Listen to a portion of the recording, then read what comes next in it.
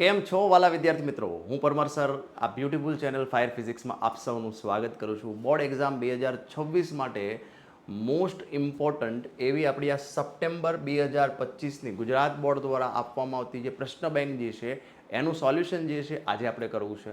તો આ પ્રશ્ન બેંક જે છે એ પ્રથમ પરીક્ષા as well as board exam 2026 માટે મોસ્ટ આઈએમપી છે. તો ચલો શરૂ કરીએ. ગુજરાત માધ્યમિક અને ઉચ્ચતર માધ્યમિક શિક્ષણ બોર્ડ દ્વારા જે સપ્ટેમ્બર 2025માં જે પ્રશ્ન બેંક આપવામાં આવી છે એનું આજે આપણે સોલ્યુશન કરવું છે ફિઝિક્સ સબ્જેક્ટનું. શરૂઆત કરીએ. પહેલો જ એમસીક્યુ જે છે, એક વિદ્યુત ડાયપોલ નિયમિત વિદ્યુત ક્ષેત્રમાં સમાંતર મૂકવામાં આવે કેવી રીતે હોય સર? સમાંતર આ વિદ્યુત ડાયપોલને કેવી રીતે મૂકવું? ચલો, આ શું દેખાય છે તમને સર? આ જે દેખાય છે એ વિદ્યુત ક્ષેત્ર દેખાય છે. ઓકે, આવા વિદ્યુત ક્ષેત્રમાં એક ડાયપોલ જે છે એ લેવામાં આવે. વિદ્યુત ક્ષેત્ર ક્યાંથી ક્યાં છે? તો કે પોઝિટિવથી શરૂ કરીને નેગેટિવ. ઓકે, હવે કોઈ ડાયપોલ જે છે, આ ડાયપોલ જે છે એ નેગેટિવ ડાયપોલ, અહીંયા નેગેટિવ ચાર્જ છે, આ પોઝિટિવ છે, આ છે ડાયપોલ જેની વચ્ચેનું અંતર છે 2a. આવા ડાયપોલને ક્ષેત્રને સમાંતર મૂકવામાં આવે તો નીચેનામાંથી કયું વિધાન જે છે એ ટ્રુ સાચું વિધેય છે વિધાન છે? તો ડાયપોલ પર લાગતું બળ મહત્તમ છે પણ ટોર્ક શૂન્ય છે 100%. અહીંયા આગળ ડાયપોલ જે છે એ આ રીતે ખેંચે છે, એનો મતલબ કે ટોર્ક તો લાગતું જ નથી. ટોર્ક શૂન્ય છે, સાચી વાત છે. ડાયપોલ પર લાગતું બળ જે છે મહત્તમ છે. ચલો ટ્રાય કરીએ.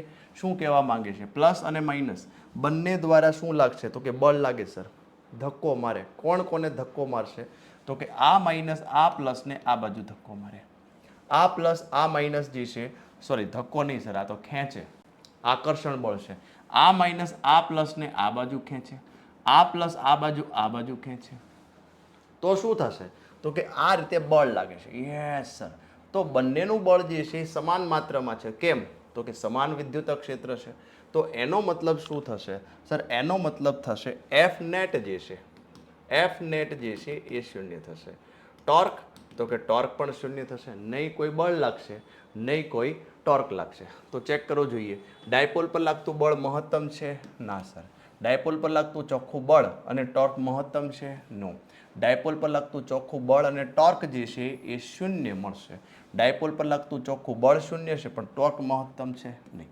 એનો મતલબ કે આવા કેસની અંદર બળ અને ટોર્ક બંને કેવા છે? શૂન્ય. ચલો ક્લિયર. સેકન્ડ છે, કોઈ આપેલ વિદ્યુત ભારને ગોઠવણીને લીધે ઉદ્ભવતા વિદ્યુત ક્ષેત્ર વડે પરીક્ષણ વિદ્યુત ભાર પર થતું કાર્ય. પરીક્ષણ વિદ્યુત ભાર પર થતું કાર્ય. ચલો ટ્રાય કરીએ. W બરાબર ફોર્મ્યુલા છે Q ડેલ્ટા V. આને થોડુંક આપણે આગળ લંબાવીએ. આ પરીક્ષણ વિદ્યુત ભાર છે. હવે આપણે કોને ક્યાંથી ક્યાં લઈ જવો છે? તો કે વિદ્યુત ભારને લઈ જવો છે. ક્યાંથી લઈ જવો છે? તો કે A થી ઉપાડ્યો અને ક્યાં લઈ ગયા? તો કે B. એનો મતલબ કે પ્રથમ શરૂઆતનું બિંદુ અને અંતિમ બિંદુ પર આધારિત છે, નહીં કે પથ પર. તો માત્ર પ્રારંભિક સ્થાન પર આધારિત છે, માત્ર અંતિમ સ્થાન પર આધારિત છે, માર્ગ પર આધારિત છે, માર્ગ પર આધારિત નથી. હવે આ બે અલગ અલગ, આમ જોવા જઈએ તો સાચું છે પણ ખરેખર શું આન્સર આવવો જોઈએ? માત્ર પ્રારંભિક અને અંતિમ સ્થાન પર આધારિત છે. આખું સ્ટેટમેન્ટ હોવું જોઈએ. અહીંયા આગળ આ બંને સ્ટેટમેન્ટ પણ ખોટા છે. એનો મતલબ આ વિધાન સાચું છે. માર્ગથી સ્વતંત્ર છે, માર્ગ સાથે કોઈ લેને દેને નહીં. પ્રથમ initial point and final point, યાની work done is depend on initial point and final point. That's all. ગજિયા ચુંબકની વિષુવ રેખા. હવે સર એ શું? ગજિયા ચુંબકની વિષુવ રેખા એટલે શું? ચલો બતાવો. આ ગજિયો ચુંબક છે N અને S. હવે આ ગજિયા ચુંબકને આપણે સમજીએ. આ જે દેખાય છે, આ જે લાઈન દોરીને એને છોકરાઓ અક્ષ કહેવાય. અને આ જે લાઈન છે, આ લાઈનને વિષુવવૃત્ત કહેવાય. ઓકે, તો હવે ચુંબકીય ક્ષેત્ર રેખાઓ ક્યાંથી નીકળે અને ક્યાં જાય? ચલો જોઈએ. ચુંબકીય ક્ષેત્ર રેખાઓ N માંથી નીકળશે અને ક્યાં જશે? S માં જશે. N માંથી નીકળશે અને S માં જશે. ગજિયા ચુંબકની વિષુવ રેખા પર, એટલે આ વિષુવ રેખા પર ચુંબકને લીધે ચુંબકીય ક્ષેત્ર ખાલી જગ્યા હોય છે. તો ચુંબકીય ક્ષેત્ર આપણે ડિનોટ કરીએ અહીંયા આગળ. તો અહીંયા આગળ ચુંબકીય ક્ષેત્ર આ બાજુ જશે. ચુંબકના લીધે મળતું ચુંબકીય ક્ષેત્ર વિષુવવૃત્ત પર આ રીતે છે. તો તમે જોશો અહીંયા આગળ મોમેન્ટની ડિરેક્શન ક્યાં હોય સર? તો કે મોમેન્ટની ડિરેક્શન જે છે, મોમેન્ટ એટલે ધ્રુવ, મોમેન્ટ એટલે શું થાય છે? સ્મોલ એમ. યસ, ચૂડામું, ચુંબકીય ડાયપોલ મોમેન્ટ. તો ચુંબકીય ડાયપોલ મોમેન્ટ બાળકો સાઉથથી નોર્થ તમને જે મળ્યું ચુંબકીય ક્ષેત્ર, ચુંબકના લીધે મળતું ચુંબકીય ક્ષેત્ર એનથી એસ. ચુંબકીય ડાયપોલ મોમેન્ટ એસ થી એન. તો બંને વચ્ચેનો સંબંધ, બંને એકબીજાના વિરુદ્ધ દિશામાં છે. વાંચીએ. ચુંબકીય ચાકમાત્રાની દિશામાં નહીં સર. ચુંબકીય ચાકમાત્રાની વિરુદ્ધ દિશામાં. યસ. હવે આ ચુંબકીય ચાકમાત્રા જે છે એને જ બાળકો ચૂડામો કહેવાય. ચુંબકીય ડાયપોલ મોમેન્ટ. શું કહેશું? ચુંબકીય ડાયપોલ મોમેન્ટ. ચલો બેક ટુ બેક 3 ક્વેશ્ચન જે છે સોલ્વ કર્યા. કેમ લાગે? મજા આવે છે ને? લાઈક કરવાનું બાકી હોય તો કરી આપો. લખતા વળગતા તમારા તમામ મિત્રોને પણ શેર કરો. છે ને? જોરદાર. હા સર, મજા આવે છે. ચલો નેક્સ્ટ ક્વેશ્ચન. પાણી ખાલી જગ્યા પદાર્થ છે. ધોરણ 12 સાયન્સ ચેપ્ટર નંબર 5. પાણી કેવો પદાર્થ? ડાયમેગ્નેટિક પદાર્થ છે. ચલો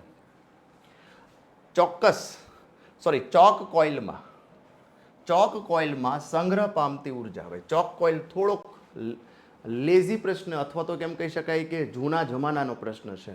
તો ચોક કોઇલની અંદર શું હોય? સર, ચોક કોઇલની અંદર ઇન્ડક્ટર હોય. તો ઇન્ડક્ટરમાં કઈ ઉર્જા હોય? તો કે ચુંબકીય ઉર્જા હોય. That's all. વિદ્યુત ડાયપોલની અક્ષ પરના વિષુવરેખા પરના બિંદુઓમાંથી, હવે ખાસ બરાબર સાંભળજો, ધોરણ 12 સાયન્સ ચેપ્ટર નંબર 2 4 માર્કની જે થિયરી પૂછાય છે, કઈ થિયરી છે?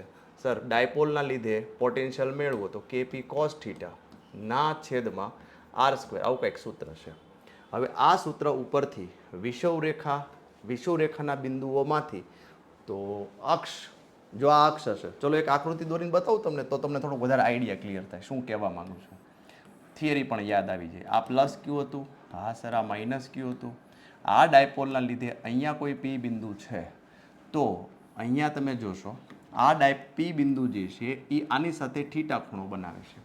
આ ડાયપોલને લીધે પી બિંદુ પર મળતું વિદ્યુત સ્થિતિમાન આપણે જોઈએ છીએ, જે વી બરાબર કેપી કોસ થીટાના છેદમાં આર સ્ક્વેરથી આપી શકાય. Dates all. Okay sir.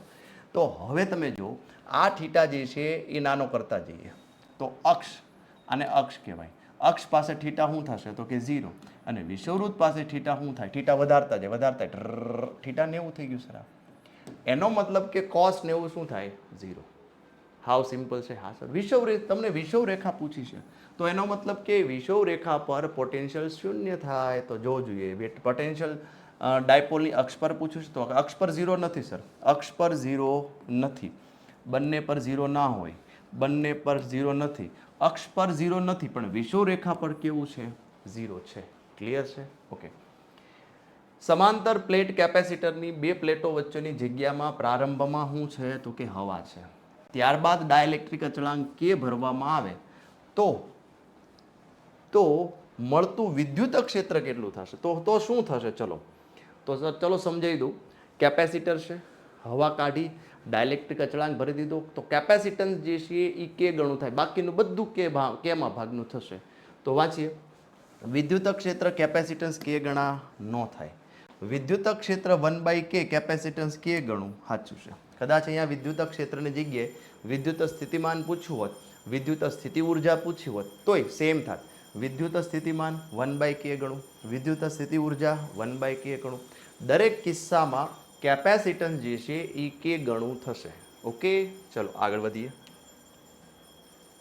8મો પ્રશ્ન છે, વી વર્સિસ ક્યુ નો આલેખ નીચે દર્શાવ્યો છે. અહીંયા દર્શાવશે વી વર્સિસ ક્યુ નો આલેખ નીચે દર્શાવ્યો છે. આ આલેખમાં ત્રિકોણ OAB નું ક્ષેત્રફળ શું દર્શાવે છે? ચલો અહીંયા જગ્યા છે, સમજીએ આપણે શું કહેવા માંગે છે. સર, આ વિદ્યુત સ્થિતિમાન અને આ ક્યુ ભાર. હવે કોઈ પણ ગ્રાફની અંદર ક્ષેત્રફળનો મતલબ શું થાય? તો કે ક્ષેત્રફળનો મતલબ થાય વાય અક્ષ અને એક્સ અક્ષનો ગુણાકાર. ઓકે, તો વાય અક્ષમાં કોણ આપ્યું છે? તો કે વિદ્યુત સ્થિતિમાન પોતે. અને એક્સ અક્ષમાં કોણ છે? તો કે ક્યુ. ઓહો સર, હમણાં જ લખ્યું હતું તમે. શું લખ્યું હતું? ક્યુ ડેલ્ટા વી. યાદ આવ્યું?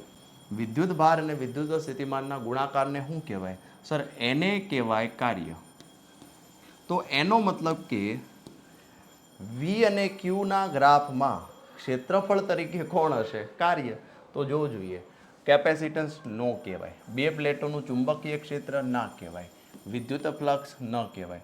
તો શું કહેશો? અને તો કે સંગ્રહિત ઉર્જા કયો, કાર્ય કયો, બોથ આર સેમ. ઓકે. સુવાહકની અંદરના ભાગમાં સ્થિત વિદ્યુત ક્ષેત્ર હંમેશા શૂન્ય હોય છે. સ્ટેટમેન્ટ યાદ રાખશો. આકૃતિમાં બતાવ્યા પ્રમાણે એક ચોરસના બિંદુઓ પર વિદ્યુત ભારો છે.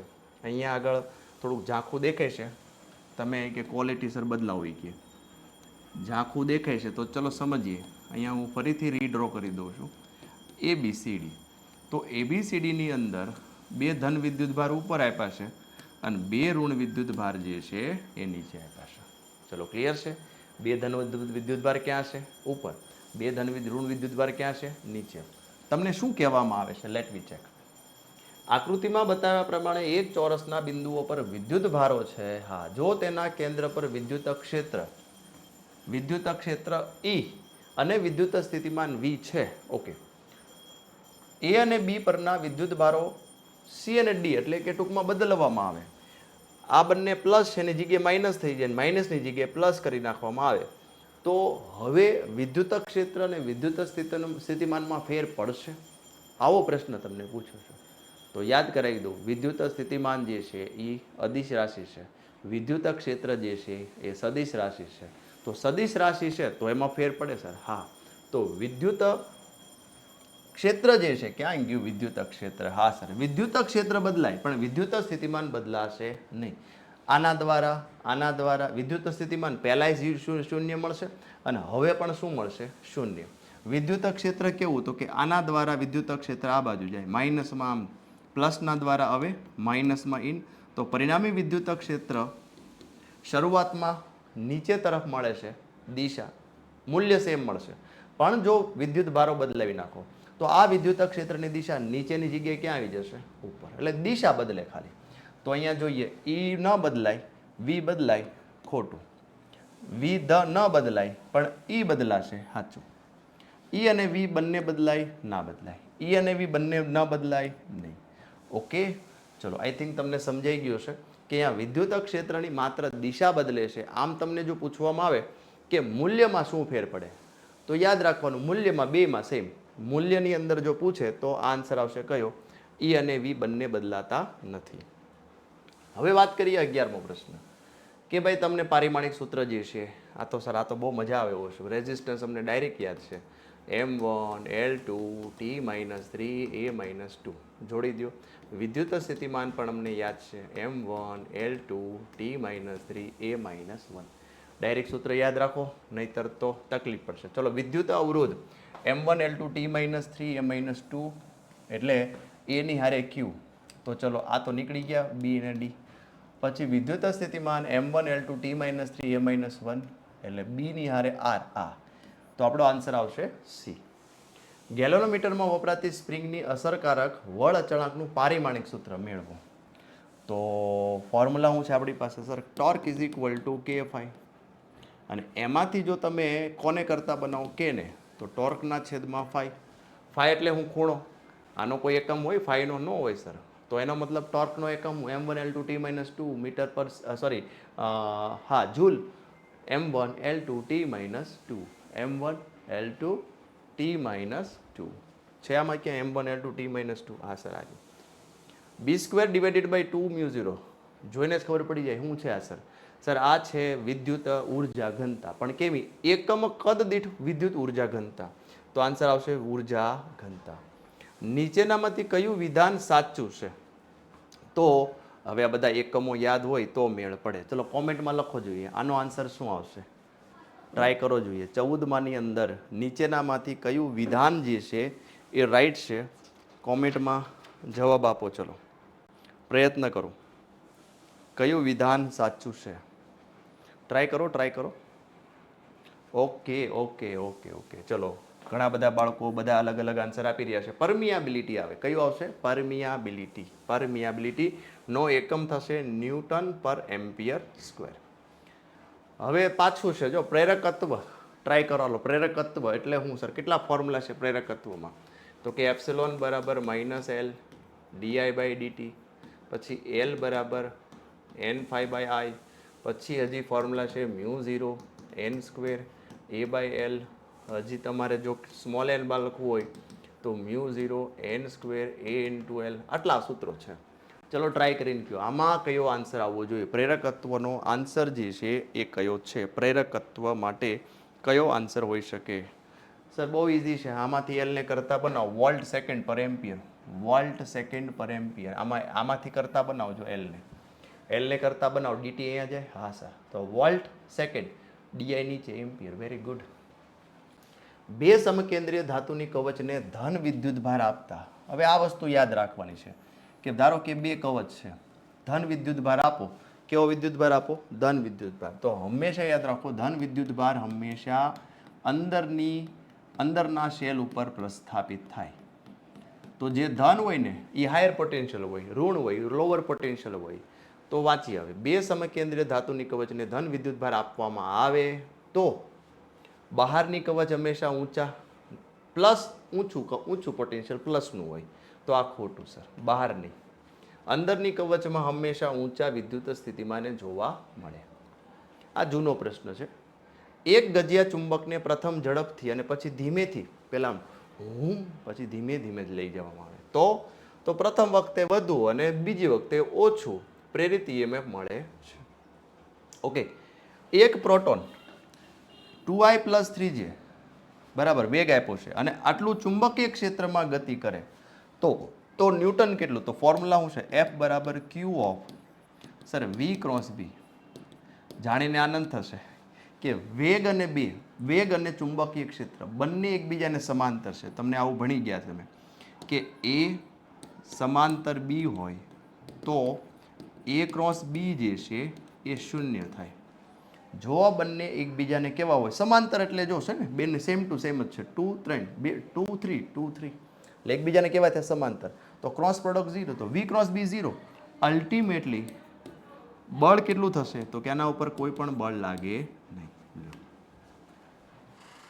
સમાન ચુંબકીય ક્ષેત્ર B ને લંબ રૂપે પ્રોટોન, ડ્યુટેરોન અને આલ્ફા કણ સમાન ગતિ ઉર્જા સાથે વર્તુળાકાર માર્ગ પર ગતિ કરે છે. જો તેમના ગતિપથની ત્રિજ્યાઓ અનુક્રમે ધીસ આપી હોય તો આમાંથી કયો સંબંધ સાચો છે રેડિયસનો? ચલો પ્રયત્ન કરીએ. આવી જાઓ, અહીંયા ધ્યાન આપશો. આપણી પાસે ફોર્મ્યુલા છે રેડિયસનો, mv/BQ. હા સર, એમાં હું એમ લખું કે ભાઈ mv જે છે એને આપણે મોમેન્ટમ લખી નાખીએ, વેગમાન. તો r બરાબર શું થાય? p/BQ. અને હજી તમને યાદ કરાવું કે ભાઈ p જે છે એની બરાબર હું √2km લખી નાખું અહીંયા. તો ફાઇનલી આરનું સૂત્ર શું બને? તો કે વર્ગમૂળની અંદર 2km / BQ.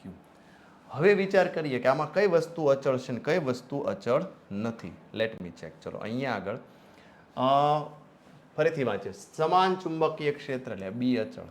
સમાન ચુંબકીય ક્ષેત્ર. પ્રોટોન, ડ્યુટ્રોન, આલ્ફા ના વિદ્યુત ભાર અલગ અલગ હોય એટલે અચળ નથી. સમાન ગતિ ઉર્જા તો K અચળ છે. હાલો, બે તો અચળ છે. એનો મતલબ કે દરેક કણનો દળ અલગ છે, દરેક કણનો વિદ્યુત ભાર અલગ છે. ચલો ટ્રાય કરીએ. તો દરેક કણ, તો પહેલા આપણે કોની વાત કરીએ? પ્રોટોનની. તો Rp બરાબર શું લખી શકાય? તો અથવા તો પહેલાં એક કામ કરીએ, થોડુંક જે છે ને તમને રિલેશન લખી દઉં કે ભાઈ આર ચાલે છે શું થશે? તો કે √m / Q. ધેટ્સ ઇટ, આટલું. ઓકે, હવે આ જે સૂત્ર જે છે એના અનુસંધાને બધા ડેટા લખીએ આપણે. ચલો પહેલું લખીએ આર પ્રોટોન માટે. તો પ્રોટોનનું દળ તો કે m જ લઈ લ્યો અને પ્રોટોનનો વિદ્યુત ભાર Q. સમીકરણ 1. હવે વાત કરીએ આપણે ડ્યુટેરનની, RD. તો ડ્યુટેરન માટે એટલે શું? તો કે H12 વિદ્યુત ભાર જે છે આ જે છે એ બમણો થશે. દળ જે છે ફરીથી સમજાવો, ડ્યુટેરન એટલે શું થાય? સર ડ્યુટેરન એટલે H12 વિદ્યુત ભાર Q પણ વજન દળ જે છે બમણું છે. ચલો સમીકરણ નંબર 2. હવે લખીએ આલ્ફા માટે. ધ્યાન આપજો. તો આલ્ફા માટેનું બળ, આલ્ફા એટલે શું થાય સર? આલ્ફા એટલે હિલિયમ He24. વિદ્યુત ભાર બમણો પ્રોટોન કરતા. તો વિદ્યુત ભાર જે છે એ પ્રોટોન કરતા બમણો. પણ Q જે છે માફ કરજો, અહીંયા આગળ દળ 4 ગણું થાય, માફ કરજો. દળ જે છે એ 4 ગણું અને વિદ્યુત ભાર જે છે બમણું. તો આનો ઉડાડો જોઈએ. 2 દુ 4. તો અહીંયા √2m / Q. હવે ત્રણેય સમીકરણને કમ્પેર કરો ને આન્સર આપો. આ બે સેમ છે. તો ડી અને આલ્ફા ડી અને આલ્ફા જે છે એ બંને સમાન છે અને પ્રોટોન કરતાં વધુ છે. ડી અને આલ્ફા સમાન છે અને પ્રોટોન કરતાં વધુ છે. આન્સર આવશે આપણો બી. છે ને મજા આવે એવો પ્રશ્ન? ઠોકો તારી, દિલથી ગમે તો જ લાઈક કરજો.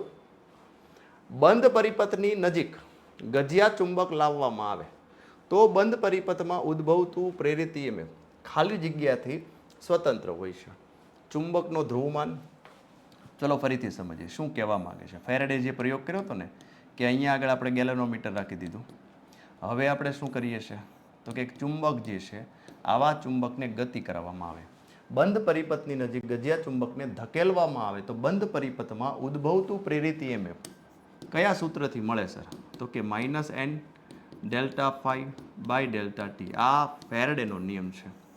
આના અનુસંધાને હવે જોવું જોઈએ, ટ્રાય કરો જોઈએ કયો આન્સર આવી શકે આમાં કયો આન્સર આવી શકે સર? ધ્રુવમાન ઉપર આધાર રાખે.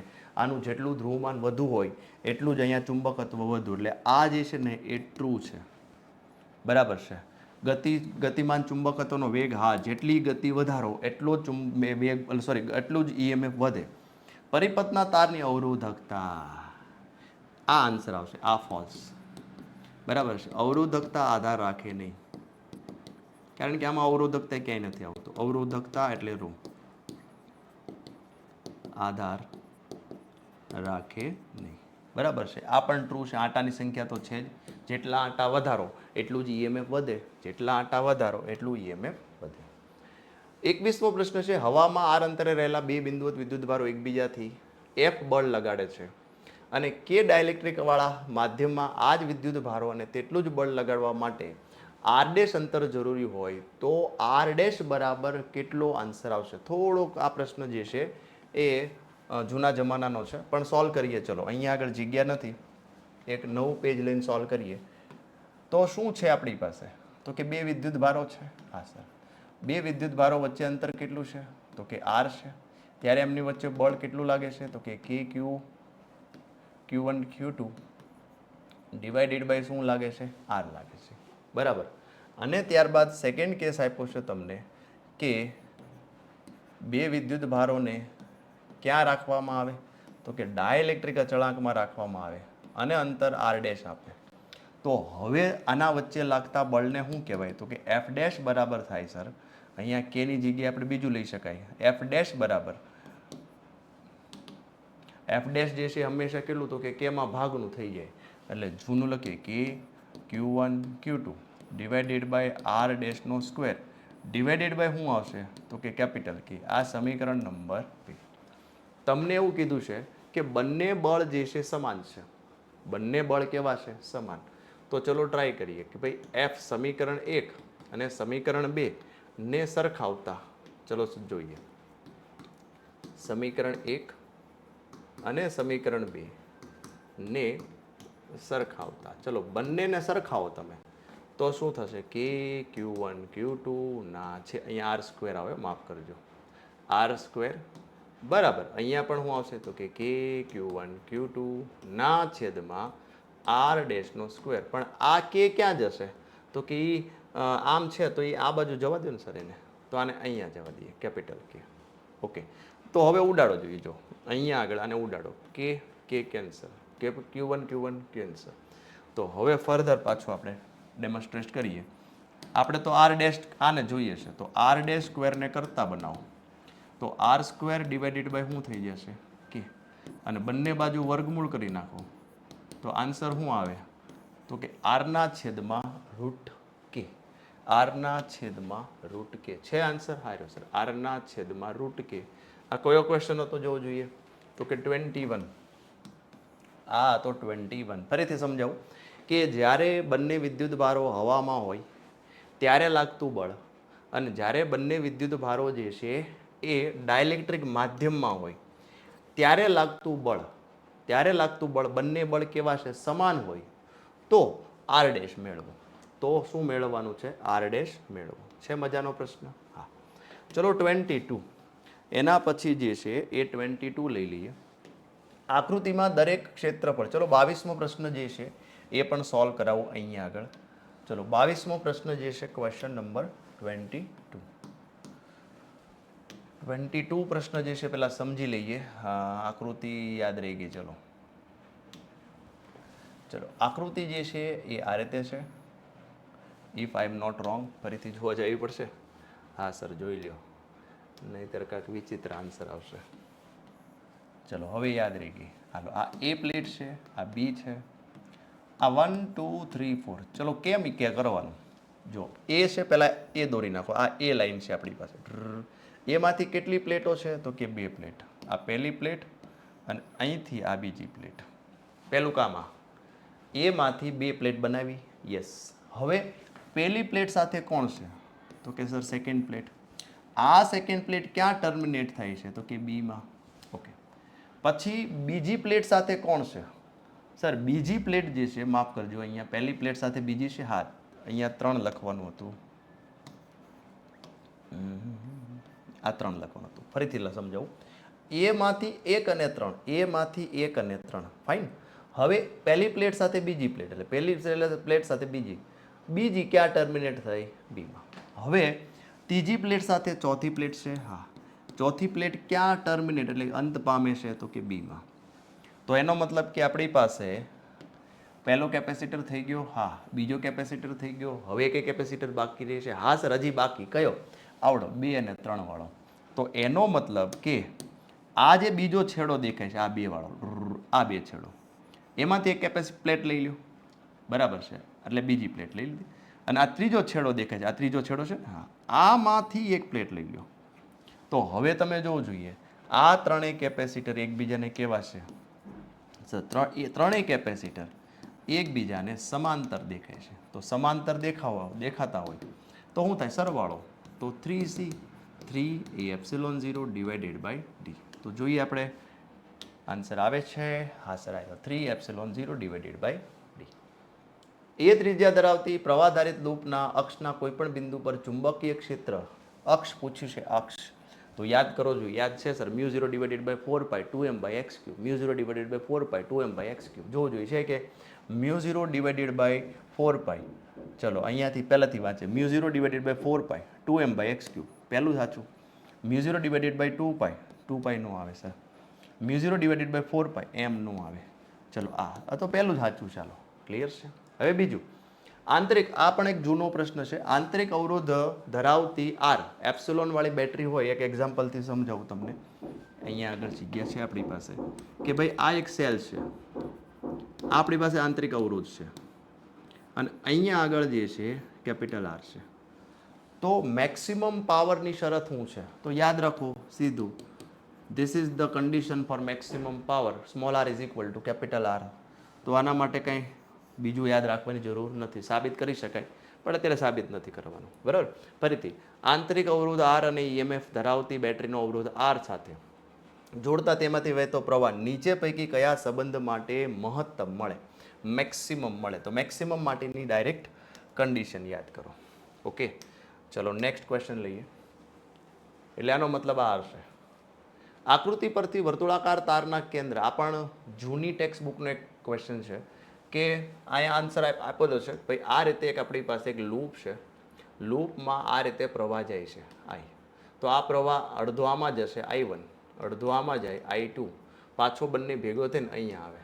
તમને પૂછ્યું છે કે ભાઈ આ આર ત્રિજ્યાની લૂપ હોય તો કેન્દ્ર આગળ ચુંબકીય ક્ષેત્ર કેટલું મળશે?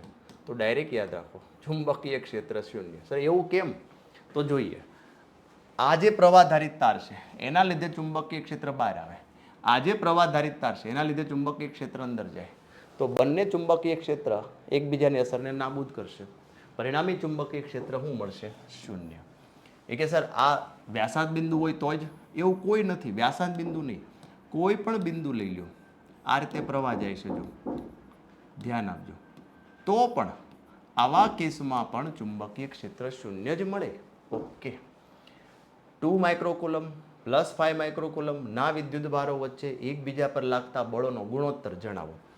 બહુ સિમ્પલ છે સાહેબ. ન્યૂટનના ગતિનો ત્રીજો નિયમ, બરાબર છે. તો ન્યૂટનના ગતિનો ત્રીજો નિયમ શું છે? પહેલો વિદ્યુત ભાર બીજા ઉપર જેટલું બળ લગાડે એટલો જ બીજો બળ જે છે, બીજો વિદ્યુત ભાર પહેલા ઉપર લગાડશે. આન્સર શું આવશે? 1:1, 50-50.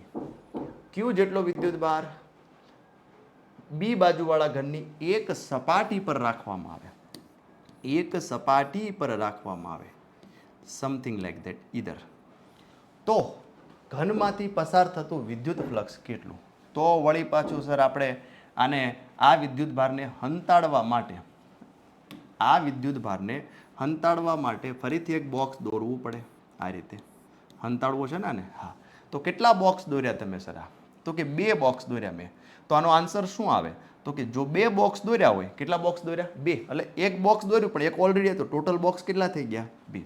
તો આનો આન્સર શું આવે સર? આનો આન્સર આવશે કે ભાઈ બહાર નીકળતું ફ્લક્સ જે છે Q/2ε0 આવશે. આન્સર આવશે બી. આ વિદ્યુતભાર ક્યાં હતો? તો કે સપાટી ઉપર. તો સપાટી ઉપર છે તો એક બોક્સ એક દોરવું પડે. તો ટોટલ બોક્સ થયા કેટલા? તો કે 1 અને 2. તો આન્સર આવશે Q/2ε0. કોઈ એક વાહક માટે 2 જુદા જુદા અચળ તાપમાને IV નો ગ્રાફ આપ્યો છે. જો તમે કયો ગ્રાફ આપ્યો છે? IV. તમારી પાસે જે VI નો ગ્રાફ, R જે છે એ ઢાળ છે કોનો? VI ગ્રાફનો. ખાસ યાદ રાખો, લખતા જઈએ. VI ગ્રાફ માટે ઢાળ કોણ છે? તો કે R.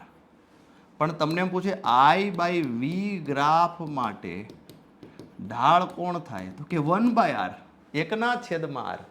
તો બસ સિમ્પલ છે. અહીંયા આગળ એક વાહક માટે જુદા જુદા અચળ તાપમાને આલેખો દર્શાવે છે. તો તેના પરથી શું કહી શકાય? કોણ મોટું હશે, કોણ નાનું હશે? આલેખ જે છે એ ફરીથી દોરી દો તમને. અહીંયા આગળ થોડોક ઝાંખો દેખાય છે. ચલો આલેખ દોરીએ આપણે. આ જે છે ને એ I છે, આ છે ને એ V છે, બરાબર. ગ્રાફ જે છે તમને આ રીતે આપેલા છે. એક ગ્રાફ અહીંયા T1 છે, આ ગ્રાફ જે છે T2 છે. તો જેનો ઢાળ ઓછો એનું તાપમાન વધારે. બહુ સિમ્પલ છે. ઊંધું આપ્યું છે. જો તમને VI ગ્રાફ આપ્યો હોત તો જેનો ઢાળ વધુ એનું તાપમાન વધુ. VI આપ્યો હોત તો. આ ઊંધો આપ્યો છે તો બહુ ઇઝી છે. ઢાળ કોનો ઓછો દેખાય? તો કે T2 નો. તો તાપમાન વધુ હશે T2 નું. તો T2 greater than T1. T2 greater than T1. Answer આવશે બી. નોટ ડાઉન કરો. Next one.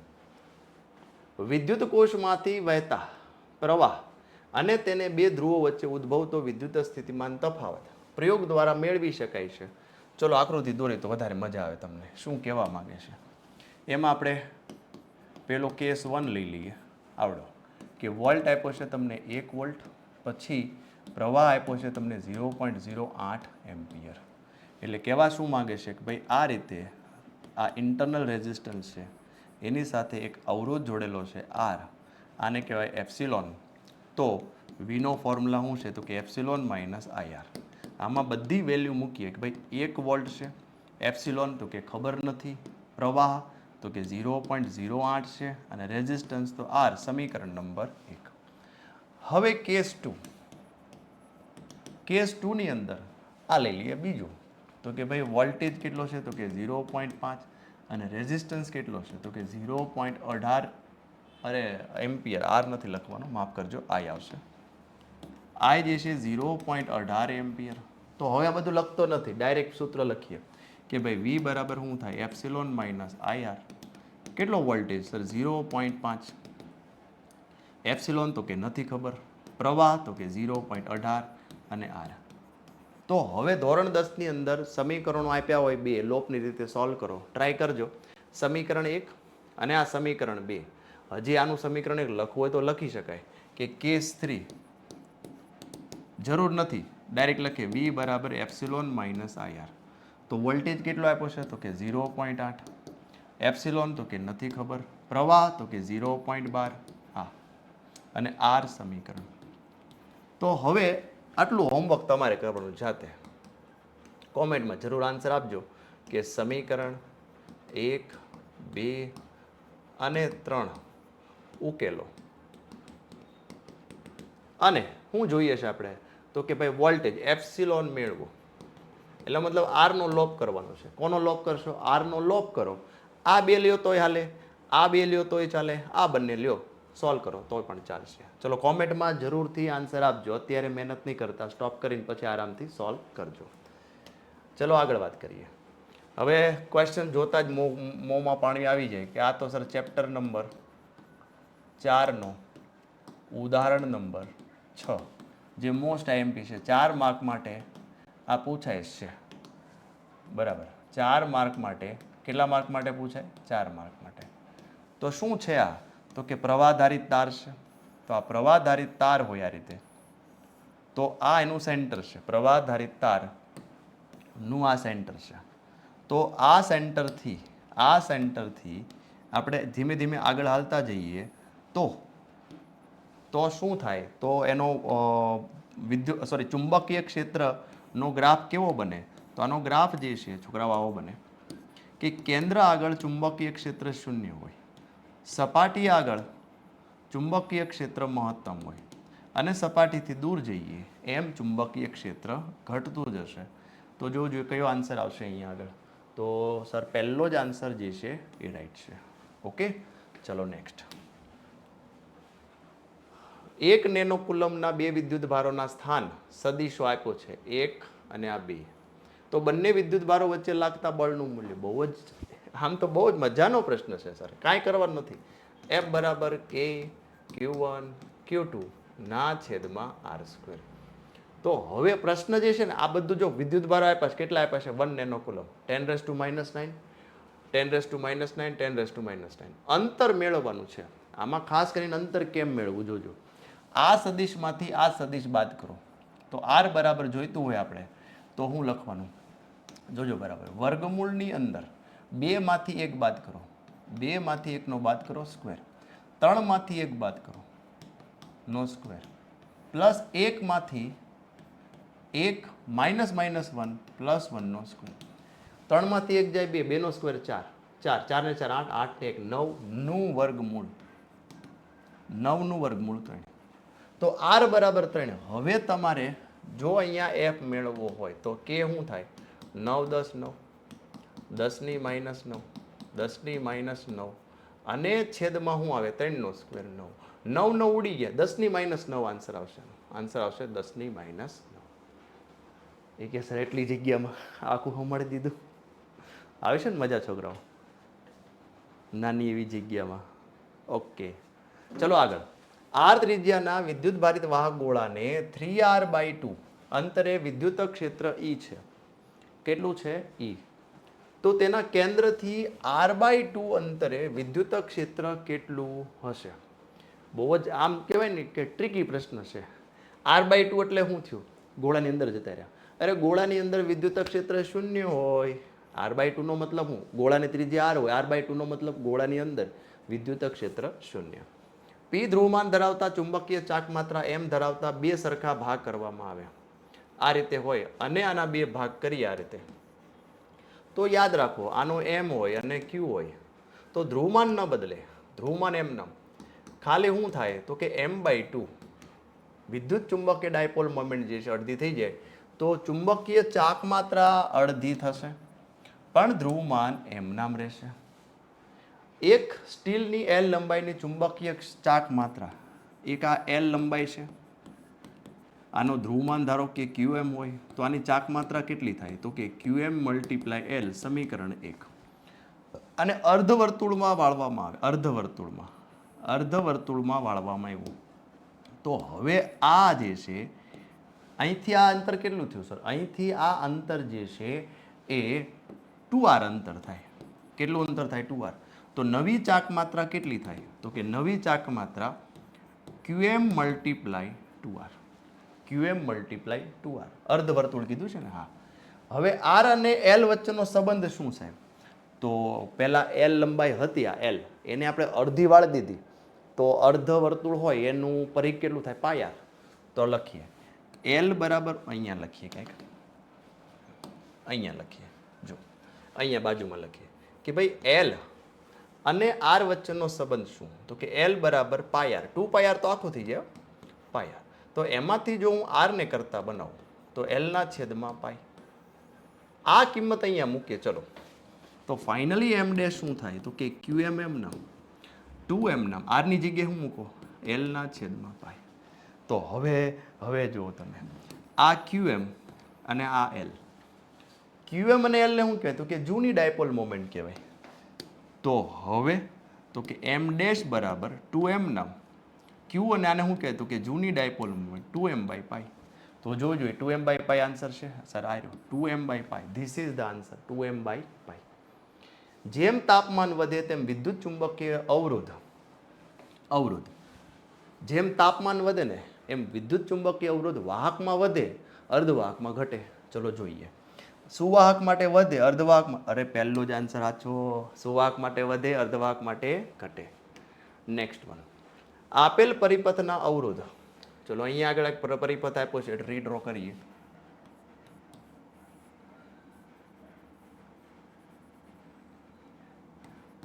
$500 ઓહમ છે, 12 વોલ્ટની બેટરી છે, ગેલેનોમીટર છે. અહીંયા આગળ બેટરી જે છે એ 2 વોલ્ટની છે. કેટલા વોલ્ટની છે? 2. રેઝિસ્ટન્સ જોઈએ છે. આપેલ પરિપથમાં અવરોધ આરના કયા મૂલ્ય માટે ગેલેનોમીટરનું અવલોકન શૂન્ય થશે? તો ગેલેનોમીટરનું અવલોકન શૂન્ય થાય, I બરાબર 0 ક્યારે થાય?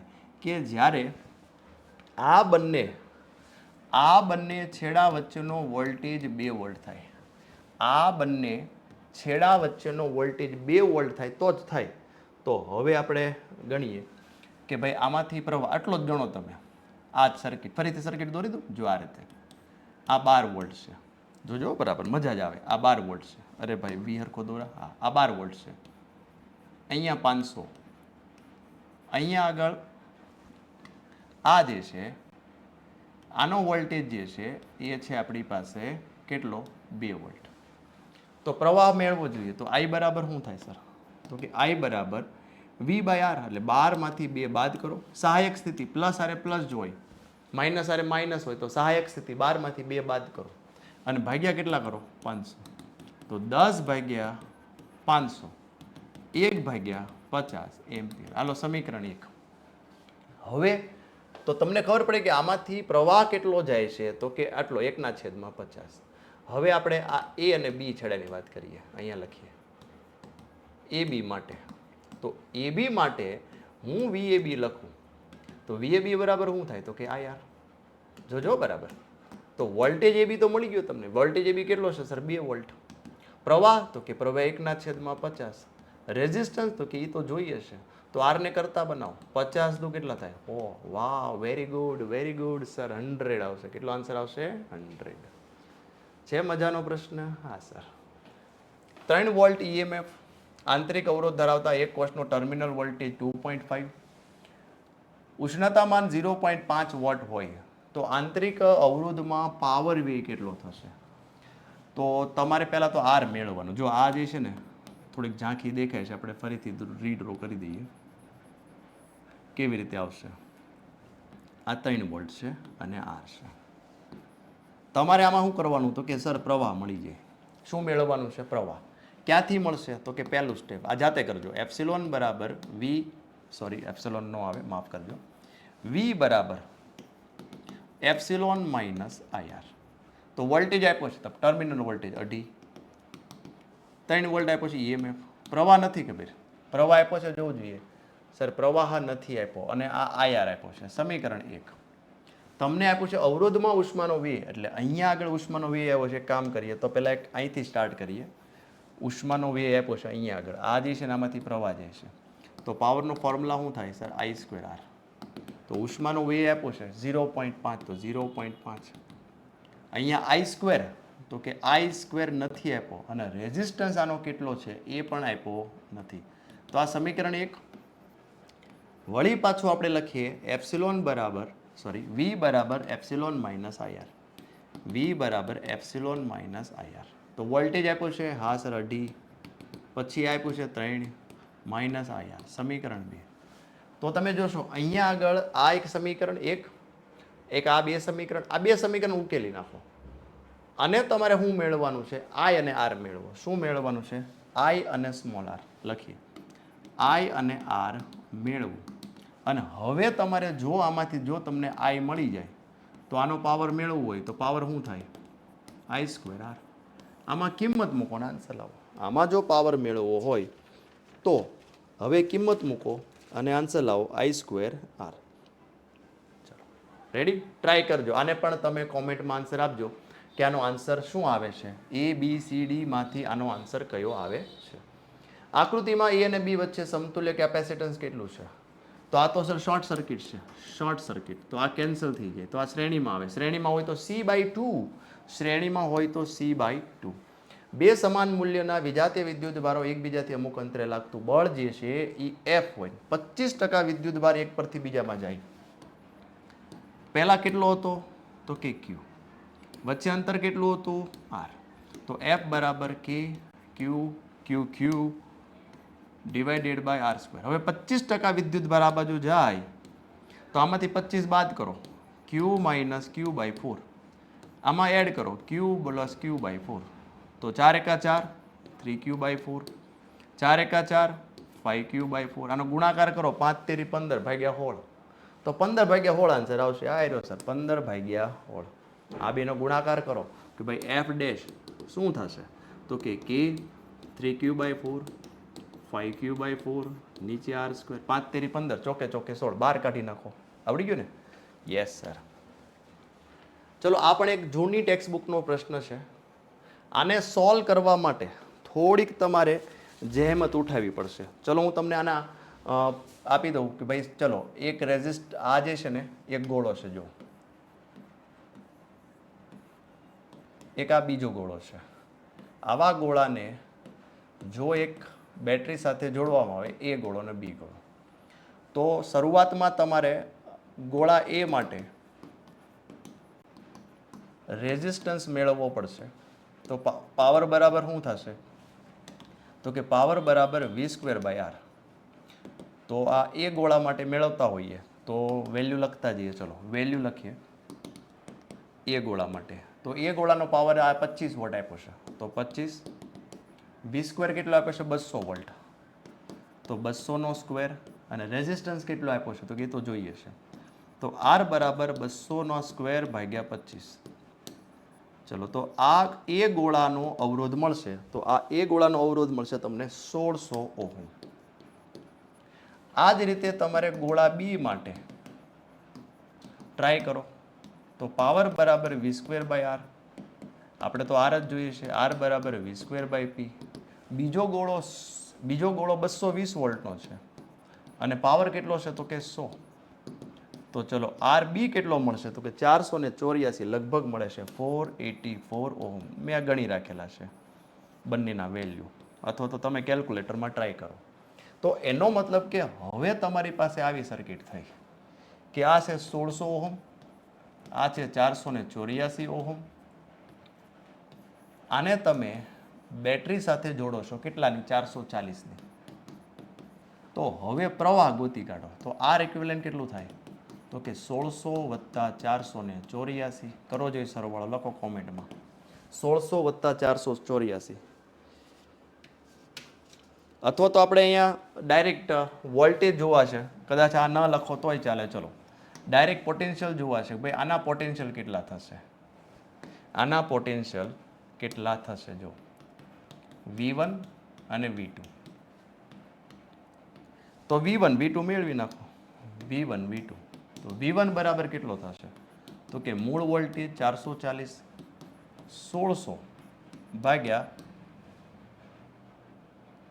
440, અરે સોરી 1600 ભાગ્યા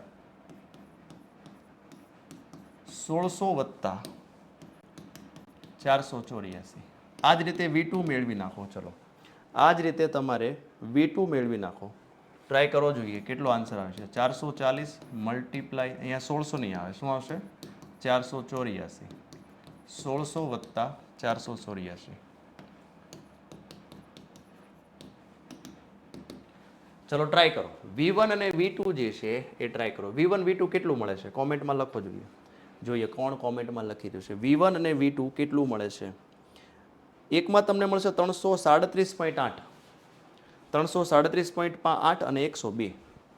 આ મળે છે તમને 337.8 અને આ મળે છે 102 સમથિંગ કંઈક વોલ્ટ મળે છે. તો હવે તમે જો આની તાકાત કેટલી છે પહેલા બલ્બની, તો કે સર 200 વોલ્ટ સુધી ઓપરેટ થાય, 200થી વધે તો ઉડી જાય.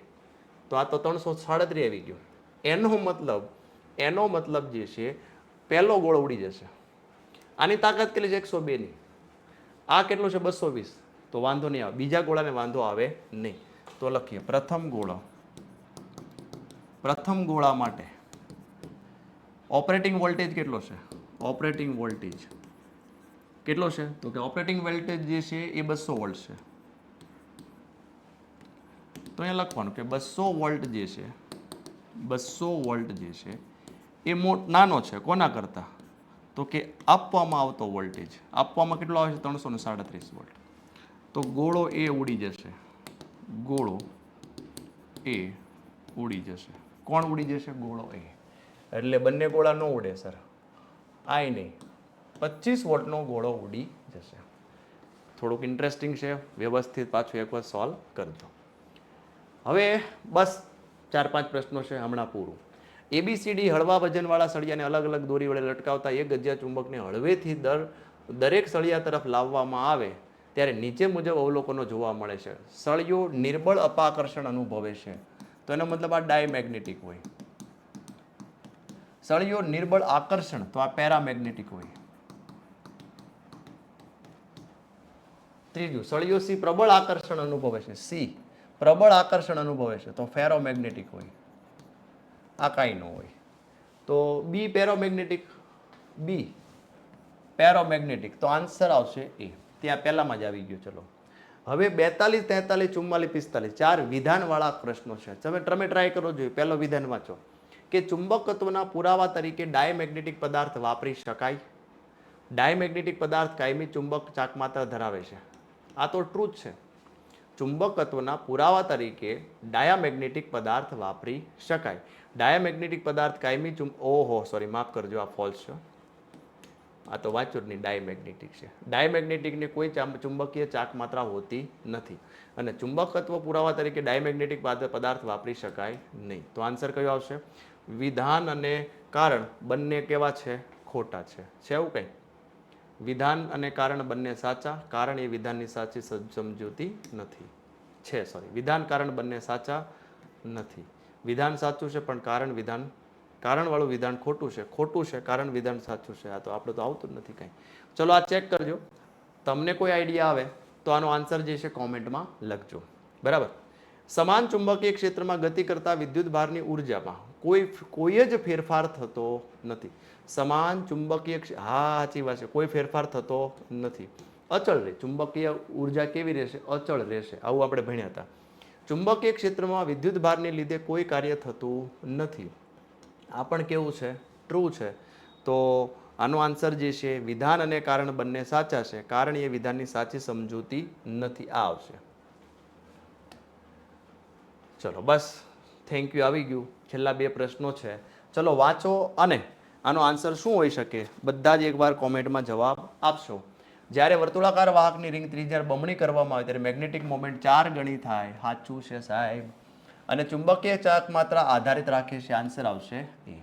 ચલો આ એક પ્રશ્ન તમારા માટે હોમવર્ક છે. એક પ્રશ્ન જે છે ટ્રાય કરજો. જે પણ આન્સર હોય તમને જેવું લાગતું હોય કોમેન્ટમાં જરૂરથી જણાવશો.